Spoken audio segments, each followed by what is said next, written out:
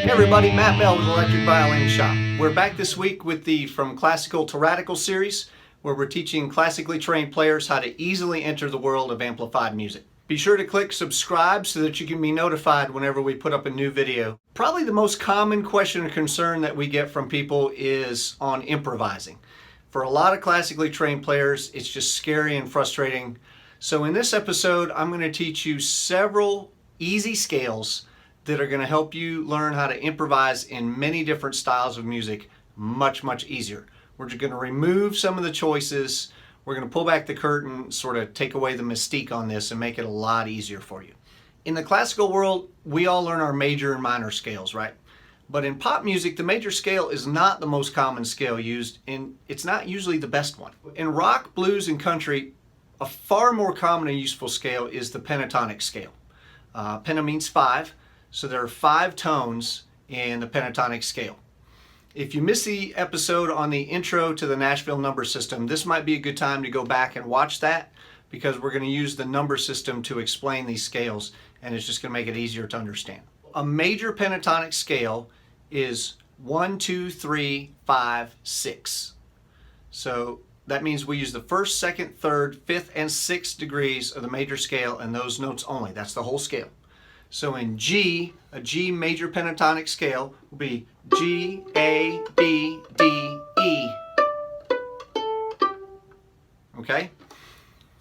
A minor pentatonic scale is 1, 3, 4, 5, and 7. That means we use the 1st, 3rd, 4th, 5th, and 7th degrees of the minor scale and those notes only. So an E minor pentatonic scale would be E, G, A, B, D. Okay? As with classical music, the relative minor for any major key is the 6th note of the scale. So in G major, the relative minor is E minor. So the G major pentatonic scale has all the same notes as the E minor pentatonic scale. You might have noticed that.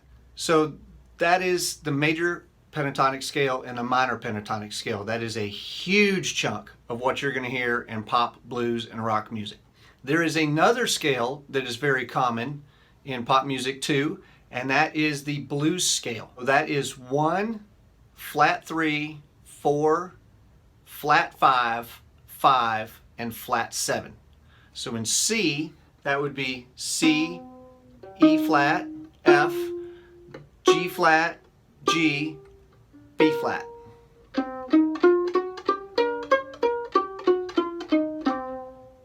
Okay, that's the blues scale. You're going to want to get in your practice room and get really comfortable and really fluent with major pentatonic, minor pentatonic, and blues scales in all 12 keys.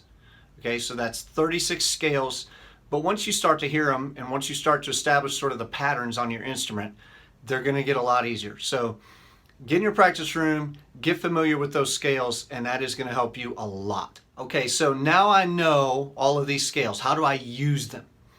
Well, first, you don't want to just play the scale, right? I mean, you will use the scale by itself occasionally, but generally not. You simply use the notes in those scales to create your lines.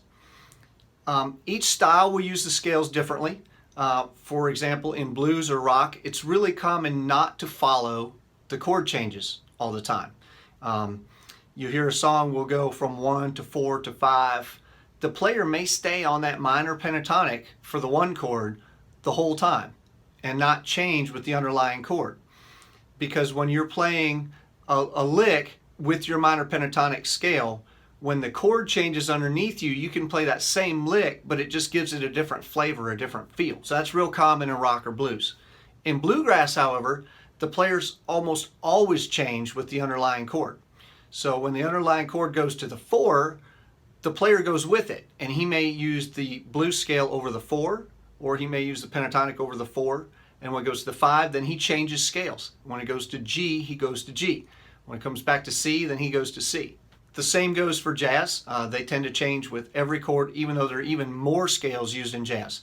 You can look these up, but there are bebop scales, whole tone scales, half whole, whole half, altered scales. There's all kinds of different scales that get used in jazz. But for rock, country, hip hop, worship music, blues and pentatonic scales will take you a long, long way. We can mix and match the scales. It's not uncommon at all to hear a player switch back and forth between a major pentatonic and a minor pentatonic all in the same lick. As an aside, we want to note that these scales are not handcuffs. Okay, it doesn't mean you can't use the other notes. It just means that those are the primary notes that you're going to use. Sneaking in the occasional odd note isn't going to get you voted off the island. Nobody's going to laugh. So one thing you can do to help you learn to use these scales more effectively, just write them down. Write down the notes on a piece of paper, stick it on your computer monitor, right? And then you can pull up a YouTube video. There's tons and tons of backing tracks on YouTube. You can make your own loops in GarageBand or whatever, and then just play along and experiment.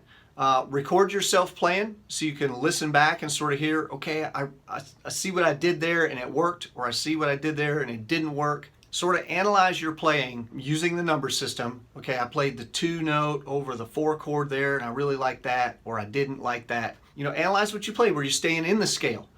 Did you branch out? Did you like that? Probably the biggest thing in improvising, at least at first, is to stay simple. Don't try to do too much.